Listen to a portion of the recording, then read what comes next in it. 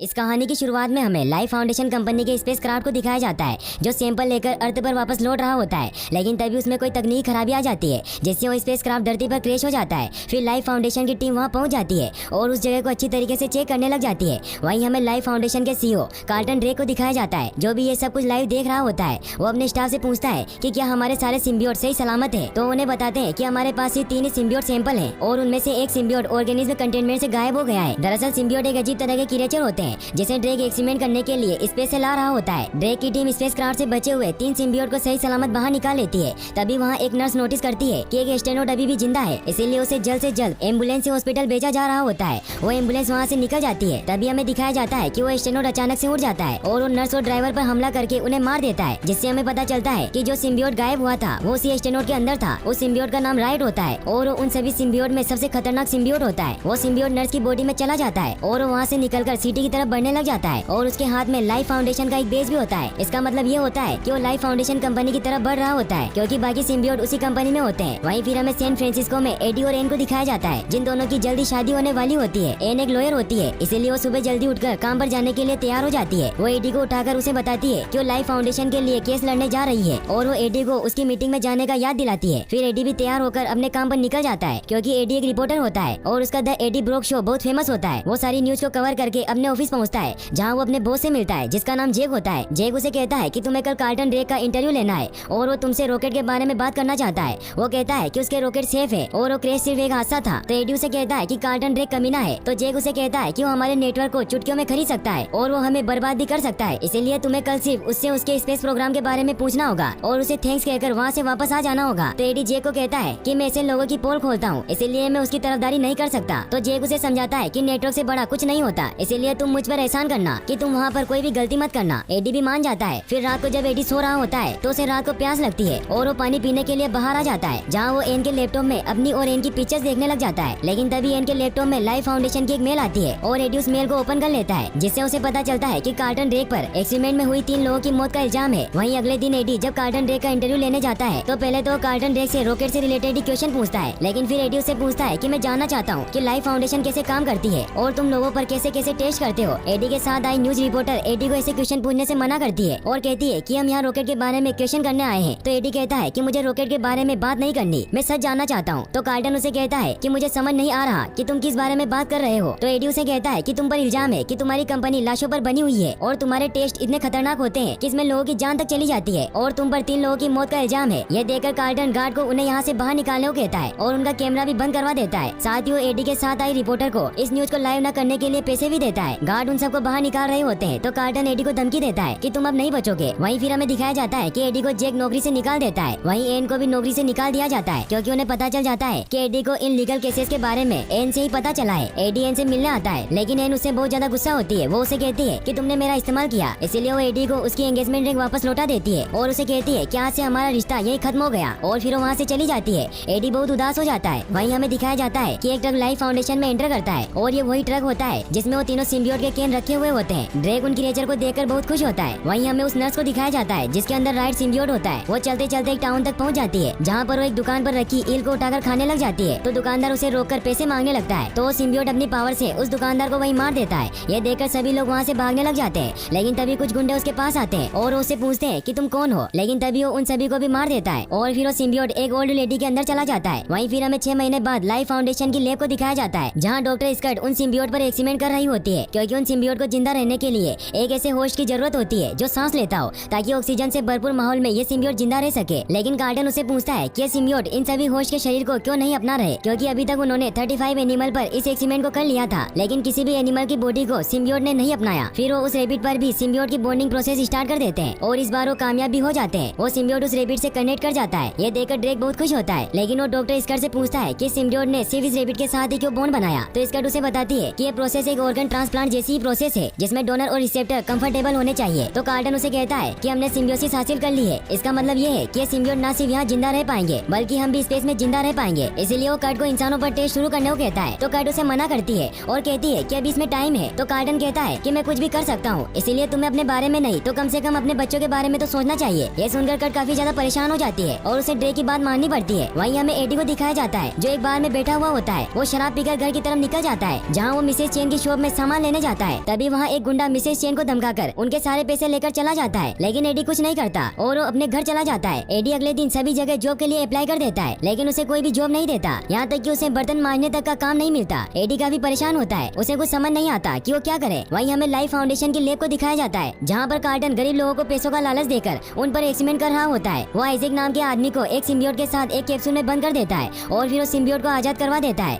वो सिम्बियोट उस इंसान के साथ बॉन्ड बनाने की कोशिश करता है और देखते ही देखते वो उसके शरीर में समा जाता है। थोड़ी देर तक तो आइजैक नॉर्मल होता है, लेकिन थोड़ी देर बाद वो सिम्बियोट उसके शरीर से बाहर निकलने की कोशिश करने लग जाता है, क्योंकि उस सिम्बियोट के सेल आइजैक के सेल से मैच नहीं खा रहे थे। वो सिम्बियोट आइजैक को वहीं तड़पा तड़पा कर मार देता है और फिर उसकी बॉडी से बाहर निकल जाता है। लेकिन कार्टन को इंसानों की मौत से कोई फर्क नहीं पड़ता और वो टेस्ट करने के लिए दूसरे इंसान को लाने को कहता है। डॉक्टर स्कट को ये सब अच्छा नहीं लगता, उसे उन मासूम इंसानों के लिए बहुत बुरा लगता है जिसके ऊपर एक्सपेरिमेंट किए जा रहे होते हैं। इसीलिए वो सबसे छिपकर एडी से एक शॉप में मिलती है। वो उसे बताती है कि मेरा नाम डोरा स्कट है और मैं लाइफ फाउंडेशन में काम करती हूँ और मुझे तुम्हारी मदद चाहिए। एडी लाइफ फाउंडेशन का नाम सुनते ही वहाँ से चला जाता है, क्योंकि ड्रेक ने उसकी सारी जिंदगी बर्बाद कर दी होती है। स्कट उसे कहती है कि कार्टन ड्रेक अपनी लैब में गरीब लोगों पर एक्सपेरिमेंट कर रहा है और वो सबके सब मारे जा रहे हैं। तो एडी उसे कहता है कि तुम भी तो उसी के लिए काम करती हो, इसीलिए मैं तुम पर भरोसा नहीं कर सकता। तो स्कट उसे कहती है कि मैंने ड्रेक पर इसलिए भरोसा किया क्योंकि मुझे लगता था कि हम लोगों की भलाई के लिए कैंसर का इलाज ढूंढ रहे हैं, लेकिन अब तो बात कुछ और ही है। तो एडी उसे कहता है कि तुम्हें पुलिस के पास जाना चाहिए। तो स्कट उसे कहती है कि मैं पुलिस के पास नहीं जा सकती, क्योंकि ड्रेक बहुत ही खतरनाक और सनकी इंसान है जो मेरी फैमिली को नुकसान पहुंचा सकता है। तो एडी उसे कहता है कि मैं सब जानता हूँ, क्योंकि जब मैंने पहली बार उसका इंटरव्यू लिया तो अगले ही दिन ड्रेक ने मुझसे वो सब चीजें छीन ली जिसकी मुझे परवाह थी, इसलिए अब मैं इस मसले में नहीं पड़ सकता। और फिर वहाँ से चला जाता है। वो एन के घर की तरफ जाता है ताकि उससे माफी मांग सके, लेकिन वहाँ एन नहीं होती। तभी एन अपने नए बॉयफ्रेंड डेन के साथ वहाँ आती है। डेन एक डॉक्टर होता है। एडी एन को डेन के साथ देखकर बहुत सैड हो जाता है। एन एडी से कहती है कि तुम यहाँ क्यों आए हो? तो एडी उसे कहता है कि मैं तुम्हें मिस करता हूँ, मुझे तुम्हारी बहुत याद आती है, इसलिए क्या हम फिर किसी तरह एक हो सकते हैं? तो एन उसे कहती है कि ऐसा नहीं हो सकता और इन सब के जिम्मेदार तुम ही हो। ये सुनकर एडी अंदर से पूरी तरीके से टूट जाता है। वो ब्रिज पर खड़ा इन सब के बारे में सोच रहा होता है कि तभी उसे लाइफ फाउंडेशन कंपनी दिखाई देती है और वो डिसाइड करता है कि वो कार्टन ड्रेक को उसके काले कारनामों की सजा जरूर देगा। और फिर वो डॉक्टर स्कट के दिए हुए नंबर पर उसे कॉल करता है और उसे सब कुछ सच बताने को कहता है। फिर हमें दिखाया जाता है कि डॉक्टर स्कट एडी को अपनी कार में छुपाकर लाइफ फाउंडेशन की कंपनी के अंदर लेकर जाती है ताकि उसे सारी सच्चाई बता सके। स्कट एडी को बताती है कि अर्थ पर इंसानों की जनसंख्या धीरे धीरे बढ़ती जा रही है, लेकिन अभी भी हम अर्थ जैसे दूसरे प्लेनेट पर बसने के लिए हजारों साल दूर है। मगर फिर भी ड्रेक ऐसे प्लेनेट को ढूंढने के लिए अपने प्राइवेट रॉकेट का इस्तेमाल कर रहा है जहाँ पर रहा जा सके। तो एडी उसे पूछता है कि ये सब मैं समझ रहा हूँ, लेकिन तुम मुझे ये बताओ कि वो लोगों को कैसे मार रहा है। तो उसे बताती है कि ड्रेक ने ऐसे प्लेनेट ढूंढने के लिए एक स्पेसशिप भेजा था और जब वो स्पेसशिप लौट रहा था तो उन्हें एक कॉमेट दिखाई दिया जिसमें शिप के कंप्यूटर ने लाइफ की मौजूदगी दिखाई जहाँ मिलियन ऑफ ऑर्गेनिज्म थे और हमारा शिप उनमें से कुछ सैंपल को ले आया। तो एडी समझ जाता है कि वो एलियन की बात कर रही है। तो स्कट उसे कहती है कि हम उन्हें एलियन नहीं कहते, हम उन्हें सिम्बियोट कहते हैं, लेकिन वो सिम्बियोट होस्ट के बिना हमारे एनवायरमेंट में जिंदा नहीं रह सकते। लेकिन ड्रेक का मानना था कि इंसान और सिम्बियोट का संगम दूसरे प्लेनेट पर हमारे सर्वाइवल के लिए बहुत मायने रखता है। और साथ ही वो उसे ये भी कहती है कि इस रिसर्च को करने का कोई भी साइंटिफिक बेस नहीं है, वो बस सिर्फ लोगों की बलि चढ़ा रहा है। तभी उन्हें किसी गार्ड के आने की आवाज आती है। तो स्कट एडी को उस लैब में भेज देती है जहाँ पर एक्सपेरिमेंट किए जा रहे थे, लेकिन वो वहाँ उसे किसी भी चीज को छूने से मना करती है और फिर वो उस गार्ड को उधर जाने से रोक लेती है। वहीं एडी उन सभी कैप्सूल को देखता है जिनके अंदर लोगों पर एक्सपेरिमेंट किए जा रहे होते हैं। वो उन सभी की फोटो क्लिक करने लग जाता है। तभी वो वहाँ देखता है कि एक कैप्सूल में एक लेडी बैठी हुई है और वो चिल्लाने लगती है कि मदद करो। और ये वही लेडी होती है जो एडी के घर के पास भीख मांगा करती है। एडी उसे जानता था, इसीलिए उसकी मदद करने की कोशिश करता है। वो गेट खोलने के लिए पासवर्ड टाइप करता है, लेकिन वो रॉन्ग होते हैं, जिससे वहाँ सिक्योरिटी अलार्म बजने लग जाता है। एडी ये देखकर उस कैप्सूल का गेट तोड़ देता है और गेट के टूटते ही वो लेडी एडी पर हमला कर देती है, क्योंकि उसके अंदर सिम्बियोट होता है और वो सिम्बियोट उस लेडी के थ्रू एडी के अंदर चला जाता है और वो लेडी वहीं मर जाती है। एडी वहाँ से भागने लग जाता है। कुछ सिक्योरिटी ऑफिसर एडी को रोकने लगते हैं। तभी हमें पता चलता है कि एडी के अंदर बहुत पावर आ गई है और वो उन सिक्योरिटी ऑफिसर को वहीं ढेर कर देता है। वो बाहर भागता है तो सारे सिक्योरिटी ऑफिसर एडी के पीछे पड़ जाते हैं। एडी बाउंड्री तोड़ता हुआ वहाँ से भाग जाता है, क्योंकि उस सिम्बियोट की वजह से एडी में बहुत पावर आ गई होती है। एडी हर सामने आती चीज को तोड़कर आगे बढ़ रहा होता है, लेकिन एक जगह जाकर उसे चारों तरफ से लोग घेर लेते हैं। लेकिन तभी एडी अचानक से गायब हो जाता है। उन सभी गार्ड्स को कुछ समझ नहीं आता और सभी जगह एडी को ढूंढने लग जाते हैं। वहीं हमें पता चलता है कि एडी तो उस पेड़ के टॉप पर चढ़ गया होता है, क्योंकि एडी के अंदर एक सिम्बियोट था, उसका नाम वेनम होता है, जिसकी वजह से वो इतने ऊंचे पेड़ पर चढ़ गया होता है। एडी फिर घर पहुँचता है जहाँ उसकी हालत बहुत खराब होने लग जाती है। उसे बहुत भूख लगती है और वो इधर उधर से चीजें ढूंढकर खाने लग जाता है, जिससे उसकी तबीयत भी बिगड़ जाती है। वो सुबह उठता है तो उसे वेनम की आवाज सुनाई देने लग जाती है, जिससे डरकर वो दीवार से टकरा जाता है और वहीं बेहोश हो जाता है। वहीं हमें लाइफ फाउंडेशन की लैब को दिखाया जाता है, जहाँ पर सारे साइंटिस्ट नोटिस करते हैं कि जो भी कल लैब में घुसा था वो एक सिम्बियोट को अपने साथ ले गया है। ड्रेक उस इंसान का पता लगाने को कहता है, क्योंकि ड्रेक के पास अब सिर्फ एक ही सिम्बियोट रह गया था और वो उस सिम्बियोट को एक इंसान पर टेस्ट कर रहा होता है। वहीं हमें एडी को दिखाया जाता है, जो जैसे ही होश में आता है तो उसे अपने रूम का ऐसा हाल देखकर कुछ समझ नहीं आता। फिर वो उन फोटोग्राफ को देखता है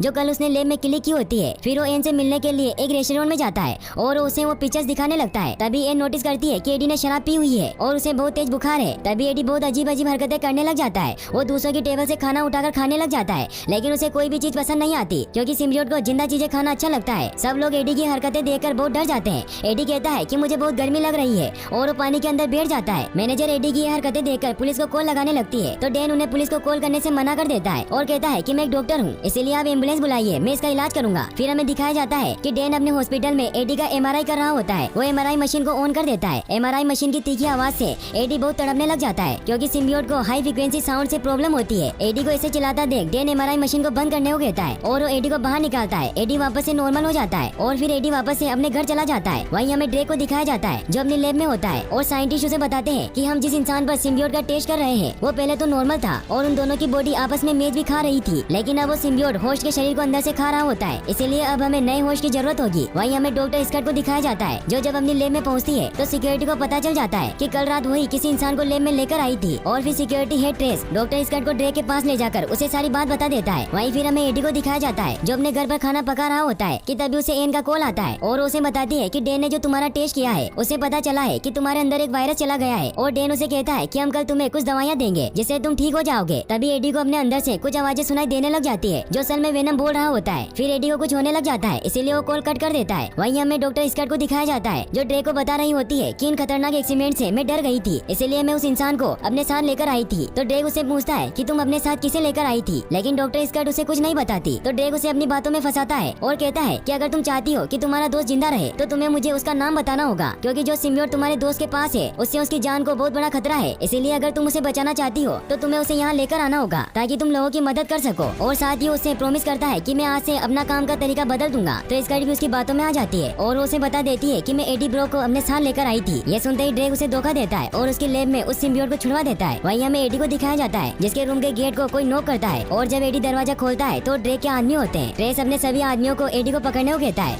और अपने इलेक्ट्रिक गन से एडी को पकड़ भी लेते हैं, लेकिन तभी वेनम एडी की बॉडी से निकलकर उन सभी को मारने लग जाता है और वो एक एक करके उन सभी आदमियों को मार देता है। एडी को कुछ समझ नहीं आता कि उसके साथ क्या हो रहा है क्योंकि वेनम भी उसके अंदर से उससे बातें कर रहा होता है। एडी वहाँ से भागने लग जाता है, लेकिन तभी वहाँ ट्रेस के और साथी भी आ जाते हैं और वो एडी पर फायर करने लगते हैं। तो एडी खिड़की से वहाँ से भाग जाता है। ट्रेस ये देखकर ड्रेक को कॉल करके सब बताता है और उसे लाइव फुटेज भेजता है। तो ड्रेक ये देखकर बहुत खुश होता है कि एडी ने सिम्बियोसिस हासिल कर ली है और फिर वो ट्रेस को कैसे भी करके उस सिम्बियोट को वापस लाने को कहता है। वहीं एडी जब घर से भाग रहा होता है तो कार की विंडो में देखता है तो उसे वेनम दिखाई देता है। एडी को विश्वास नहीं होता है कि वो सच में है, उसे लगता है कि वो सिर्फ उसका वहम है। तभी वहाँ ट्रेस के ड्रोन एडी को ढूंढ लेते हैं। ये देखकर एडी बाइक लेकर वहाँ से भागने लग जाता है। ट्रेस अपनी सारी टीम को वहाँ बुला लेता है और वो सारे फाइटर ड्रोन को एडी के पीछे लगा देता है। वो ड्रोन एडी पर अटैक कर रहे होते हैं। ये देख वेनम बाइक को फुल स्पीड में चलाने लग जाता है और वो दोनों एक एक करके सारे ड्रोन को डिस्ट्रॉय कर देते हैं। ड्रेक भी ये सब देख रहा होता है और वो ट्रेस को कहता है कि एडी किसी भी तरीके से बचकर नहीं जाना चाहिए। तो ट्रेस अपनी सारी कार को एडी के पीछे लगा देता है। वेनम एडी को बचाकर उनसे भाग रहा होता है। एडी भी वेनम की पावर देख बहुत खुश होता है। वेनम फुल स्पीड में बाइक को चला रहा होता है और ट्रेस की गाड़ियाँ उनका पीछा कर रही होती है, लेकिन एक जगह जाकर वो दोनों कार एडी को घेर लेती है। लेकिन तभी वेनम उन दोनों कारों को ब्लास्ट करवा देता है। यह देखकर एडी बहुत खुश होता है, लेकिन तभी सामने से ट्रेस गाड़ी लाकर एडी की बाइक को जोर से हिट कर देता है, जिससे एडी के हाथ पैर टूट जाते हैं। ट्रेस एडी को कहता है कि तुमने मुझे बहुत भगाया है जितना मुझे आज तक किसी ने नहीं भगाया। लेकिन तभी वेनम अपनी पावर से एडी की सारी टूटी हुई हड्डियां जोड़ देता है और ट्रेस पर अटैक कर देता है। वेनम अब अपने पूरे शेप में आ जाता है और वो ट्रेस को खाने वाला होता है कि तभी वहाँ एक ऑफिसर वेनम पर गोली चला देता है, जिससे वेनम ट्रेस को दूर फेंक देता है और उस ऑफिसर का शरीर चबा जाता है। पुलिस उस पर हमला करने लग जाती है, लेकिन तभी वेनम भागकर पानी में कूद जाता है और फिर वो एडी को नदी के किनारे पर लेकर जाता है। तभी एडी के अंदर से वेनम का फेस बाहर निकल कर आता है और वो उसे बताता है कि मैं वेनम हूँ और तुम मेरे होस्ट हो। एडी उससे पूछता है कि तुम कहाँ जाना चाहते हो। तो वेनम उसे कहता है कि मुझे कार्टन ड्रेक के ऑफिस में जाना है। तो एडी उसे कहता है कि तुम्हें इसके बारे में कैसे पता। तो वेनम उसे कहता है कि मैंने तुम्हारे दिमाग पर कब्जा कर रखा है, इसीलिए मुझे सब कुछ पता है। एडी उसे पूछता है कि क्या तुम और इंसानों को भी खाओगे। तो वेनम उसे कहता है कि हाँ, क्योंकि इंसान होते इतने लजीज है, इसीलिए तुम अब मेरी अच्छे होस्ट की तरह खातिरदारी करो और मैं तुम्हें सभी मुसीबतों से बचाऊंगा। वहीं हमें दिखाया जाता है कि रोएट सिम्बियोट जिस ओल्ड लेडी के अंदर होता है वो उसमें से निकलकर एक छोटी लड़की में चला जाता है और अब वो लाइफ फाउंडेशन कंपनी की तरफ बढ़ रहा होता है। वहीं फिर हमें एन को दिखाया जाता है जो अपने घर जा रही होती है। तो उसे डेन का कॉल आता है और उसे बताता है कि एडी के टेस्ट रिजल्ट आ गए हैं और उसकी हालत बहुत खराब है। उसकी बॉडी लिवर एबनॉर्मली बिहेव कर रहे होते हैं, इसीलिए तुम्हें उसे जल्दी से यहाँ लेकर आना होगा। एन ये सुनकर काफी ज्यादा परेशान हो जाती है। वहीं हमें ड्रेक को दिखाया जाता है जो साइंटिस्ट पर बहुत गुस्सा कर रहा होता है क्योंकि उसके पास बचा हुआ आखिरी सिम्बियोट भी मारा गया होता है। वहीं एन एडी से मिलने के लिए उसके घर पर जाती है, लेकिन वो पूरा इलाका पुलिस ने सील कर दिया होता है और ऑफिसर कहते हैं कि हमने इस पूरे इलाके को खाली करवा दिया है और पूरे शहर में लाशें बिछी हुई है, इसीलिए आपको घर जाना चाहिए। एन ये सुनकर काफी ज्यादा डर जाती है। वहीं हमें हमें एडी को दिखाया जाता है जो उस न्यूज कंपनी में जाता है जहाँ वो काम करता था, ताकि वो जे को वो सबूत दे सके जो उसने ड्रे के खिलाफ इकट्ठे किए थे। तभी एडी को एन का कॉल आता है और उसे कहती है कि मुझे तुमसे मिलना है। तो एडी उसे मिलने से मना कर देता है और उसे अपने आप से दूर रहने को कहता है। फिर वो बिल्डिंग में जाता है और वो अपने दोस्त रिचर्ड को उसे जे से मिलवाने को कहता है, लेकिन रिचर्ड उसे कहता है कि मैं तुम्हारी कोई भी मदद नहीं कर सकता क्योंकि इससे मेरी नौकरी चली जाएगी। एडी को कुछ समझ नहीं आता। तभी वेनम उसे कहता है कि अगर तुम्हें ऊपर जाना ही था तो तुमने मुझे क्यों नहीं कहा। और फिर वेनम एडी को सीधे ही बिल्डिंग के ऊपर ले जाता है और फिर वो जे के ऑफिस में जाते हैं जहाँ वो जे के लिए एक मैसेज छोड़ता है कि मेरा ये आखिरी काम कर देना। और वो वहाँ अपने मोबाइल को भी छोड़ देता है क्योंकि उसमें ही वो सबूत होते हैं। फिर वेनम एडी को वहाँ से नीचे छलांग लगाने को कहता है, लेकिन एडी को ऊंचाई से डर लगता था, इसीलिए वो लिफ्ट से नीचे जाता है। लेकिन नीचे आर्मी एडी का पहले से ही इंतजार कर रही होती है और वो एडी को अपने हाथ ऊपर करने को कहते हैं। तभी एडी उन्हें कहता है कि तुम बहुत बड़ी गलती कर रहे हो और फिर एडी वेनम को उन पर हमला करने को कहता है। वेनम अपने शेप में आ जाता है। वो सारे ऑफिसर वेनम पर गोलियां चलाने लग जाते हैं, लेकिन वेनम को कुछ नहीं होता और वो एक एक करके सबको मार देता है। एन भी वहाँ पहुँच जाती है और वो वेनम को देखकर काफी ज्यादा डर जाती है। तभी एडी वापस से नॉर्मल हो जाता है और वो एन को समझाता है कि वो मैं नहीं हूँ बल्कि वो सिम्बियोट है जो मेरे ऊपर हावी है। यह सुनकर एन एडी को अपने साथ हॉस्पिटल चलने को कहती है। वो उसे कार में बैठने को कहती है, लेकिन एडी उसे कहता है कि मैं तुम्हारे साथ नहीं चल सकता क्योंकि तुम्हें वेनम से खतरा है। तो वेनम एडी को कहता है कि मैं इनको कुछ नहीं करूंगा और फिर एडी कार में बैठ जाता है। वो दोनों हॉस्पिटल के लिए निकल जाते हैं। एन उसे कहती है कि डेन को तुम्हारा एमआरआई करना है। तो वेनम एडी को एमआरआई करवाने से मना कर देता है क्योंकि सिम्बियोट को हाई फ्रीक्वेंसी साउंड से प्रॉब्लम होती है। और फिर एडी ये बात एन को बताता है। तो वेनम उसे ये भी बताता है कि हमें आग से भी खतरा होता है। तो एन समझ जाती है कि वो दोनों एक दूसरे से बात कर रहे हैं। वहीं फिर हमें ड्रे को दिखाया जाता है जो अपने लैब में होता है कि तभी वहाँ एक छोटी लड़की उस लैब में आ जाती है और ये वही लड़की होती है जिसके अंदर रोएड सिम्बियोट होता है। और फिर वो सिम्बियोट ड्रेक पर हमला करके उसके अंदर चला जाता है। वहीं फिर हमें दिखाया जाता है कि एन एडी को लेकर डेन के पास जाती है। डेन एडी को कहता है कि मैंने तुम्हारी रिपोर्ट देखी है और जो क्रिएचर तुम्हारे अंदर है वो तुम्हारी बॉडी को बहुत नुकसान पहुंचा रहा है। तो वेनम एडी को मन में कहता है कि तुम उसकी बात मत सुनो, मैं तुम्हें अपनी पावर से ठीक कर सकता हूँ। डेन उसे कहता है कि वो तुम्हें अंदर से मार रहा है, इसीलिए तुम्हें आईसीयू में भर्ती होना होगा। वेनम ये सुनकर डेन पर अटैक कर देता है। ये देखकर एन एमआरआई मशीन को ऑन कर देती है जिससे वेनम को उस साउंड से प्रॉब्लम होने लग जाती है और वो एडी के शरीर से अलग हो जाता है। ये देखते ही डेन वेनम को एक रूम में बंद कर देता है। एडी वेनम को कहता है कि हमारी साथ रहने की डील हुई थी, लेकिन फिर भी तुम मुझे मार रहे थे। और फिर एडी वहाँ से चला जाता है। डेन एन से पूछता है कि ये सब क्या चल रहा है और अब हम इस क्रिएचर का क्या करेंगे। तभी वो देखते हैं कि वेनम वहाँ से भाग गया है। वेनम वहाँ से निकलकर एक डॉग के अंदर चला जाता है। वहीं एडी जब लिफ्ट से नीचे जा रहा होता है कि तभी ट्रेस वहाँ आ जाता है और वो एडी को बेहोश करके अपने साथ ले जाता है। वेनम भी ये सब कुछ देख लेता है क्योंकि वो उस डॉग के अंदर चला गया था। फिर वेनम को एन दिखाई देती है। वहीं हमें दिखाया जाता है कि ट्रेस एडी को पकड़कर ड्रेक के पास ले जाता है। ड्रेक एडी से पूछता है कि मुझे बता दो वेनम कहाँ है। तो एडी कहता है कि मुझे पता नहीं है कि वो कहाँ है और मुझे पता होता तो भी मैं तुम्हें नहीं बताता। तभी ड्रेक के अंदर से राइट सिम्बियोट बाहर आता है और यहाँ हमें पता चलता है कि वो राइट सिम्बियोट उस लड़की से ड्रेक के अंदर चला गया है। राइट एडी से कहता है कि मुझे बता दो कि वेनम कहाँ है, लेकिन एडी उसे कुछ नहीं बताता। तो ड्रेक एडी को खत्म करने को कहता है। वहीं हमें दिखाया जाता है कि ड्रेक राइट से बात कर रहा होता है। वो उसे कहता है कि मैंने तुम्हारे दोस्तों को बचाने की बहुत कोशिश की, लेकिन मैं उन्हें जिंदा नहीं रख पाया। तो राइट उसे कहता है कि हमारे जैसे लाखों हैं, बस हमें उन्हें स्पेस से यहाँ लाना होगा। तो ड्रेक उसे कहता है कि ये सब तुम मुझ पर छोड़ दो। वहीं फिर हमें दिखाया जाता है कि ट्रेस एडी को मारने के लिए जंगल में लेकर जाता है क्योंकि उसे बहुत ही भयानक मौत देना चाहता था। लेकिन तभी वेनम वहाँ आ जाता है जो एन की बॉडी में होता है और वो ट्रेस के दोनों आदमियों को मार देता है। फिर वो ट्रेस का सर चबा जाता है और फिर वेनम वापस से एडी के अंदर चला जाता है। वेनम एडी को बताता है कि ड्रेक के अंदर जो सिम्बियोट है वो राइट है। तो एडी उसे पूछता है कि ये राइट कौन है। तो वेनम उसे बताता है कि राइट हमारी टीम का लीडर है और हथियार चलाने में वो बहुत माहिर है। वेनम वहाँ जाने के लिए निकलता है, लेकिन तभी एन भी साथ चलने को कहती है, मगर वेनम उसे साथ चलने से मना कर देता है। वहीं हमें ड्रेक को दिखाया जाता है जो रॉकेट लॉन्च करने की तैयारी कर रहा होता है ताकि वो स्पेस में जाकर और भी सिम्बियोट को ला सके। वहीं हमें एडी को दिखाया जाता है जिसे वेनम कहता है कि हमें राइट को रोकना होगा, नहीं तो मेरे जैसे करोड़ों को धरती पर लेकर आ जाएगा और फिर वो इंसानों पर राज करेंगे। तो एडी उसे कहता है कि तुम भी तो यही चाहते हो ताकि तुम इंसानों को खा सको। तो वेनम उसे कहता है कि अब मेरा इरादा बदल गया है और अब मुझे यहाँ अच्छा लगने लगा है क्योंकि मैं मेरे प्लेनेट पर तुम्हारी तरह लूजर था, लेकिन यहाँ मैं बॉस हूँ, इसीलिए अब हम दोनों को साथ मिलकर राइट को रोकना होगा। फिर वो दोनों रॉकेट की तरफ निकलते हैं। वहीं फिर हमें ड्रेक को दिखाया जाता है जिसकी टीम रॉकेट को चेक कर रही होती है, लेकिन ड्रेक उन्हें चेक करने से मना करता है और फिर वो खुद रॉकेट को एक्टिवेट कर देता है और रॉकेट अगले 5 मिनट में लॉन्च होने के लिए तैयार हो जाता है। लेकिन तभी वहाँ एक साइंटिस्ट रॉकेट को लॉन्च होने से रोकने लगता है। ड्रेक को इसके बारे में पता चल जाता है और राइट अपने पूरे शेप में आकर उसे मार देता है। सब राइट से डरकर वहाँ से भागने लग जाते हैं। फिर राइट रॉकेट की तरफ बढ़ने लग जाता है। वेनम भी वहाँ पहुँच चुका होता है। एडी राइट को देखकर डर जाता है क्योंकि वो बहुत बड़ा और खतरनाक होता है। एडी वेनम को कहता है कि क्या तुम्हें पूरा विश्वास है कि तुम उसे हरा दोगे। तो वेनम उसे कहता है कि ये वो बला है जो शीशे से पत्थर को तोड़ता है, इसलिए हमारी जीतने की उम्मीद 0% है। फिर वेनम राइट को रोकने के लिए जाता है। राइट वेनम को भी अपने साथ होने को कहता है, लेकिन वेनम उसे कहता है कि मैं तुम्हें इस दुनिया को बर्बाद नहीं करने दूंगा। तो राइट वेनम पर अटैक करने लग जाता है। वेनम उसके हर वार से बचता जाता है और वो भी राइट पर अटैक करता है, जिससे राइट समझ जाता है कि उसका होश ताकतवर है, लेकिन उसे कहता है कि फिर भी तुम उससे नहीं जीत सकते और फिर राइट वापस से उस पर अटैक करने लग जाता है। वेनम उसे पकड़ लेता है, लेकिन तभी राइट अपनी बॉडी से स्पाइक निकालकर वेनम को इंजर्ड कर देता है और फिर उसे बहुत मारता है। वहीं हमें एन को दिखाया जाता है जो एडी और वेनम की मदद करने के लिए लाइफ फाउंडेशन में पहुंच चुकी होती है और वो भी ये सब कैमरों की मदद से देख रही होती है। वहीं राइट वेनम को एडी से अलग करके उसे खाने ही वाला होता है कि तभी एडी वापस उठकर वेनम को बचा लेता है और वापस से उन दोनों में फाइट स्टार्ट हो जाती है। लेकिन राइट वेनम और एडी को भी अपने अंदर समा लेता है जिससे वो और बड़ा और ताकतवर हो जाता है और फिर वो रॉकेट के ऊपर चढ़ने लग जाता है। एन को ये बात पता थी कि सिम्बियोट को हाई फ्रीक्वेंसी साउंड से प्रॉब्लम होती है, इसीलिए वो वहाँ बहुत तीखी आवाज में साउंड को ऑन कर देती है जिससे राइट और वेनम वापस से अलग हो जाते हैं और वो अपने अपने होश से भी अलग होकर नीचे गिर जाते हैं। फिर एडी और ड्रेक आपस में लड़ने लग जाते हैं। एडी ड्रेक को मारकर नीचे फेंक देता है लेकिन तब तक उसे वापस से अपना सिम्बियोट मिल चुका था और फिर राइट वापस से ऊपर आकर एडी के सीने में शॉट घुसा देता है